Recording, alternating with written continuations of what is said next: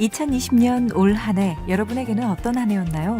저뿐만 아니라 많은 분들이 정말 힘든 시간을 보냈고 어떻게든 버티기 위해 노력하다 보니 어느새 2021년을 준비해야 하는 시간이 되어버렸는데요. 코로나19는 우리 생활을 한순간에 바꿔버렸고 이 사태가 끝난다 해도 코로나 이전과 같은 생활을 할 수는 없을 거라는 이야기들이 많이 나오고 있습니다.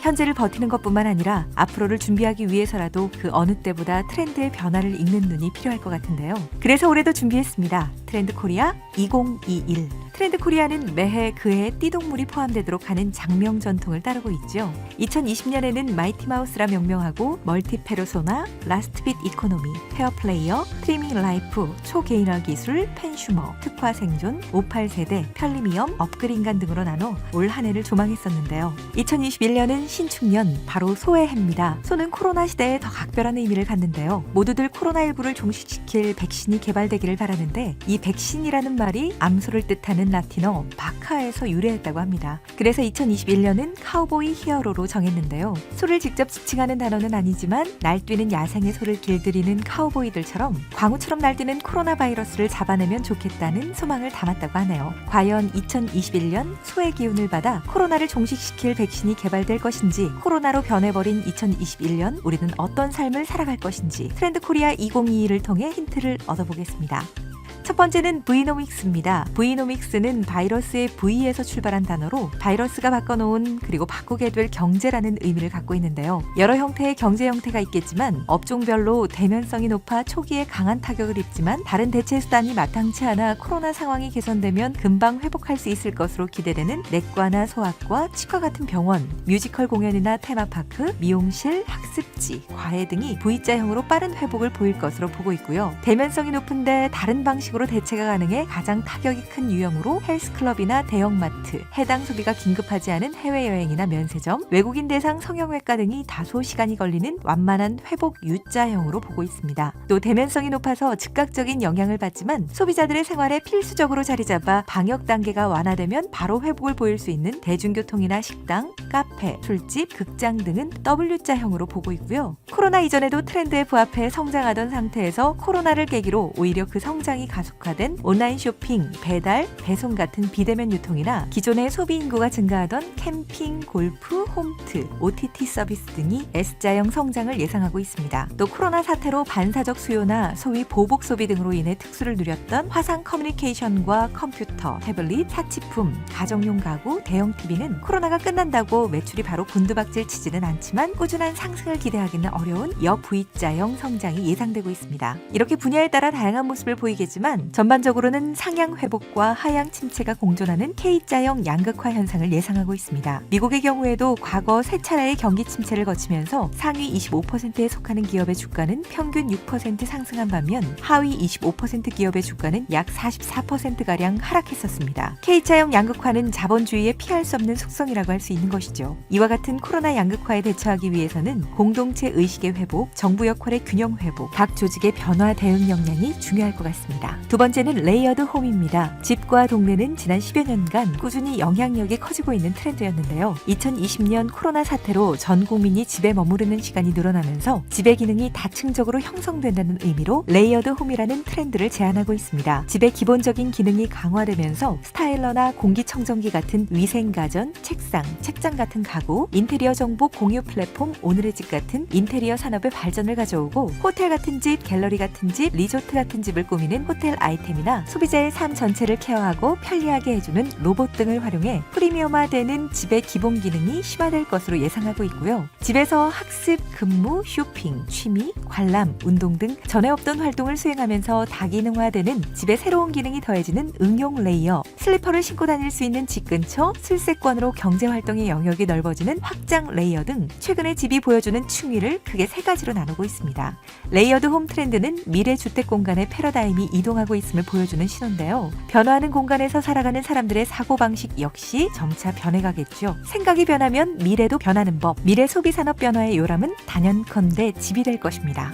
세 번째는 자본주의 퀴즈입니다. 돈과 소비에 대한 편견이 없는 새로운 소비자들을 뜻하는 말인데요. 어릴 때부터 광고 시장, 금융 등 자본주의적 요소에 친숙하고 자본주의 생리를 몸으로 체득한 세대가 소비의 주체로 성장한 것이죠. 시장의 이윤 논리를 정확히 이해하는 자본주의 퀴즈들은 광고에 관대하며 이를 이용할 줄 압니다. 때문에 PPL 혹은 앞광고는 넘어가지만 협찬을 숨기는 뒷광고에는 격렬하게 분노합니다. 소비자가 광고를 수용할지 여부를 선택할 수 있는 주체성을 훼손했기 때문이죠. 이른바 플렉스라고 불리는 과시형 소비를 할 때도 렌트할 것과 구매할 것을 구분하고 구매를 하더라도 여러 경로를 찾아 최저가로 구매하는 등 나름의 합리적인 소비를 하려고 노력합니다. 행복은 충동적으로, 걱정은 계획적으로 할 줄 아는 자본주의 퀴즈들은 새로운 경제관념으로 오장한 채 브이노믹스와 그 이유를 이끌게 될 것입니다. 네 번째는 거침없이 피보팅입니다. 피보팅이란 원래 축을 옮긴다는 뜻의 스포츠 용어지만 코로나 사태 이후로는 제품, 전략, 마케팅 등 경영의 모든 국면에서 다양한 가설을 세우고 끊임없이 테스트하면서 그 방향성을 상시적으로 수정해 나가는 과정을 의미하고 있습니다. 시장의 변화에 적응하고자 다양한 방식으로 사업 전환을 시도한다는 점에서 혁신의 일종이기도 하지만 그 차이점을 본다면 미리 철저하게 계획하고 실행하는 기존의 혁신 방식이 아니라 오히려 여기저기서 발생하는 소비자의 요구에 대응하고자 전략 방향을 수시로 수정하는 일련의 과정을 의미합니다. 예를 들면 애초에 온라인 데이팅 영상 사이트로 서비스를 시작했지만 사람들이 관련 영상을 올리지 않자 아예 개인들이 찍은 영상을 쉽게 올리고 감상하는 사이트로 전환해 성공 신화를 이룬 유튜브, 비디오 테이프를 우편으로 배달하는 서비스로 출발했다가 스트리밍 기반 온라인 영화 플랫폼으로 사업을 전환한 넷플릭스처럼 시장 반응을 보며 사업 모델을 유연하게 바꿔나가는 경우가 이에 해당합니다. 위기는 부실한 기업을 속아내는 자본주의의 정리 메커니즘이라고도 말합니다. 새로운 혁신을 창조하는 기업은 혁신 기술을 보유한 기업이 아니라 소비자의 변화하는 행동 양식에 신속하게 대응하는 기업이라는 점을 기억해야 할 것입니다. 다섯 번째는 롤코 라이프입니다. 1995년 이후에 출생한 10대 후반에서 20대 중반까지의 세대인 Z세대의 라이프 스타일은 롤러코스터를 타는 것과 비슷한 느낌인데요. 반짝하고 지나가는 짧은 유행에 우르르 몰려가 참여하고 그 안에서 재미를 찾아 즐기다가 얼마 지나지 않아 다음 놀거리로 넘어가는 모습이 놀이기구를 요리조리 갈아타는 모습과 무척 닮아있기 때문이죠. 이처럼 롤러코스터를 타듯 자신의 삶을 즐기는 Z세대의 라이프 스타일을 롤러코스터 라이프, 줄여서 롤코 라이프라 이름 짓고 이들을 롤코족이라 부르고자 하는데요. 이 젊은 소비자들은 유행하는 이벤트나 챌린지에 자발적으로 합류하고 하나의 유행이 끝나면 뒤돌아보지 않고 하차한 후 다음 유행으로 서둘러 갈아탑니다. 달고나 커피와 아무노래 챌린지는 롤코 세대가 원하는 짧게 즐기고 빠지기의 요소를 갖춤으로써 폭발적인 참여를 이끌어냈죠. 하지만 롤코 라이프는 이제 소수 젊은이들의 변덕이 아니라 진지하게 대응해야 할 시장의 일반적인 변화가 되고 있습니다. 버거킹의 4달러 광고와 농심의 새우깡 광고 역시 밈의 롤러코스터에 올라타 대박을 터뜨린 좋은 예가 되어주죠. 이제는 오랜 시간 공들여 준비한 100% 완벽한 마케팅보다는 미완성일지라도 끊임없이 치고 빠지는 쇼케팅이 필요한 때입니다. 여섯 번째는 오하운, 오늘 하루 운동입니다. 운동의 붐이 일고 있습니다. 등산로에는 형형색색의 레깅스를 차려입은 젊은이들이 넘쳐나고 있고 소수의 전유물로 여겨졌던 골프나 서핑 등의 저변이 넓어지고 있는 요즘이죠. 그런데 여기서 중요한 사실은 이런 트렌드가 단순히 활동 자체로 끝나지 않고 패션, 인증샷, 챌린지 등으로 이어져 사회 전반에 선한 영향력을 미치고 개인의 성장까지 이룬다는 점입니다. 이러한 운동 열풍은 자기관리에 투철한 MZ세대, 다시 말해 밀레니얼, Z세대의 세대적 특성이라 할 수 있는데요. 운동의 일상화는 소비자가 시간을 소비하는 패러다임의 변화를 예고한다고도 할 수 있습니다. 사람들의 삶의 기준이 성취와 경쟁에서 즐겁고 건강한 가치를 찾는 일로 이동하고 있음을 시사하죠. 코로나19로 몸도 마음도 지쳐있는 소비자에게 건강한 삶의 방식을 제시할 라이프 디자이너는 누가 될 것인가? 결국 미래 시장의 승패는 이러한 가치를 얼마나 충족시켜줄 수 있는가일 겁니다. 일곱 번째는 N차 신상입니다. BTS의 RM에게 중고 바지를 팔았다는 사연이 한때 SNS를 도배한 적이 있었죠. 글로벌 톱스타가 택배비까지 챙겨 중고 거래를 한다는 사실에 세간의 이목이 집중됐었는데요. 중식의 대가 이연복 셰프는 본인이 쓰던 조리기구를 중고로 내놨고 걸그룹 걸스데이의 소진이 예능 프로그램 온앤오프에서 당근마켓을 통해 직거래하는 모습을 보여주기도 했죠. 연예인들도 스스럼 없이 나설 만큼 중고 거래에 대한 선입견이 바뀌고 있습니다. 이런 중고 마켓의 급성장은 남이 사용한 흔적이 있는 깨름직한 물건이 아니라 사용성이 충분히 남아있는 쓸만한 물건이며 합리적인 가격에 가성비 높은 제품을 의미합니다. 또 소비 기준이 소유에서 사용으로 이동하고 있음을 시사하기도 하죠. 몇 번째 받아 쓰더라도 새 것에 버금가는 가치를 가지고 있는 중고품을 N차 신상이라 말합니다. N차 신상은 새로운 재테크 수단으로 안 쓰는 물건을 팔아 현금화하거나 명품이나 한정판에 프리미엄을 붙여 파는 리셀은 MZ세대의 새로운 투자 방법으로 주목받고 있습니다. 나아가 N차 신상의 거래 플랫폼은 마케팅놀이, 댓글놀이는 물론이고 보물찾기의 매력에 빠진 소비자들의 놀이터가 되기도 합니다. 앞으로는 중고시장에 AI와 빅데이터 기술을 접목해 서비스의 차별화를 시도하는 동시에 단지 중고거래 플랫폼의 기능을 넘어 커뮤니티로서의 역할이 강화될 것으로 보입니다. 8번째는 CX 유니버스입니다. 고객이 접하는 상품과 브랜드의 수는 폭발적으로 증가하는 반면 넘쳐나는 소비자 정보 속에서 고객 충성도는 갈수록 떨어지고 있습니다. 이런 상황에서 편의성을 쫓는 소비자를 위해 브랜드를 관리하고 디지털 전환을 이뤄내기 위해서는 무엇이 가장 중요할까요? 바로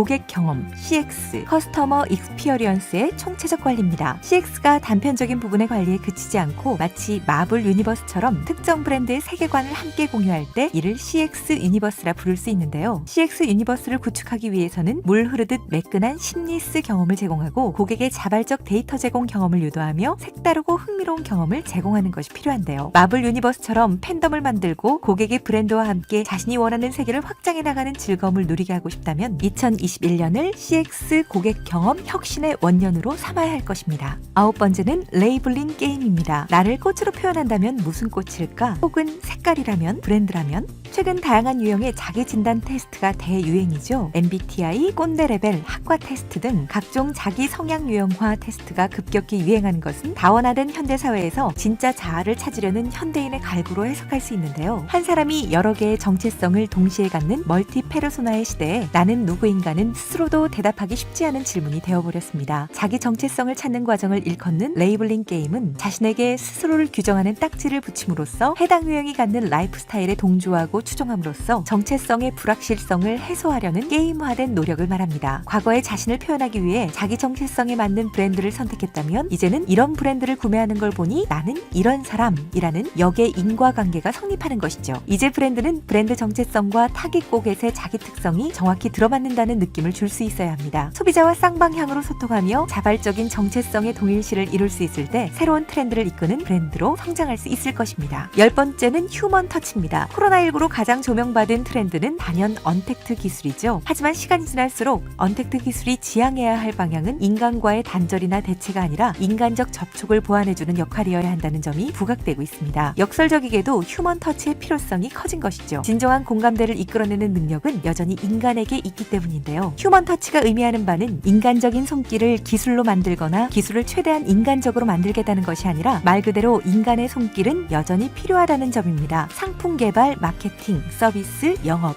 고객관리 전반에서 인간적 요소가 더욱 중요해지고 있는 것이죠. 휴먼 터치는 대단한 첨단 기술을 필요로 하거나 세계적인 큰 기업만 할 수 있는 것이 아닌 소비자의 마음에 다가가는 진정성을 가진 조직이라면 누구나 실천할 수 있는 기본 중의 기본입니다. 스토리를 가진 상품 개발, 고객과의 직접 소통을 추구하는 마케팅, 너는 충분히 잘하고 있다는 가슴 뭉클한 메시지를 통한 고객 관리 등은 휴먼 터치의 주요 방법이라 할 수 있습니다. 코로나 사태는 우리로 하여금 기본에 대해 다시 돌아보게 만들었습니다. 변화의 파도에서 살아남을 수 있는 가장 중요한 그리고 마지막 키워드는 바로 진심이 담긴 인간의 손길일 것입니다. 여기까지 최대한 간략하게 트렌드 코리아 2022를 정리해봤는데요. 코로나 사태가 종식되더라도 트렌드는 결코 그 이전으로 돌아가지 않을 겁니다. 이제 우리에게 필요한 것은 일단 시도하고 실패든 성공이든 거기서 배워 다시 시도하는 일입니다. 곳곳에서 규모 축소와 폐업 소식을 듣는 요즘입니다. 생존을 위해 견디고 변화하는 데 있어 이 영상이 작게나마 도움이 되었으면 좋겠습니다. 지금까지 엄마의 책장이었습니다.